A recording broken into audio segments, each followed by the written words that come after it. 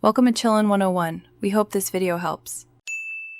You start by measuring the slanted run and the ceiling-to-wall drop. Accurate degrees and lengths matter. Once measured, cut the first strip slightly longer than the slope so you can trim later. Apply adhesive to the back or use pre-pasted activation as directed. Align the top edge at the junction where ceiling meets upper wall. Press lightly to hold, then smooth from center outward.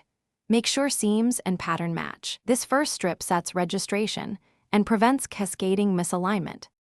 Once the first strip is secure, position the next strip along the slope, matching pattern and maintaining the 0. 5-inch allowance at seams for trimming. Use a long straight edge to guide your smoothing tool and push adhesive and air toward the lowest point. Gravity helps but can also cause sag, so work in short sections.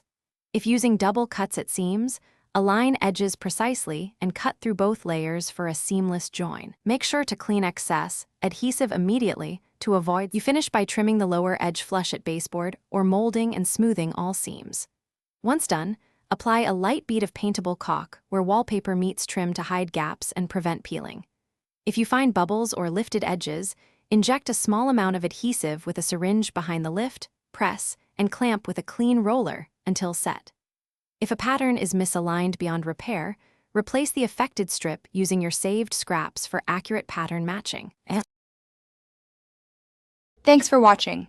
Consider subscribing if we helped you.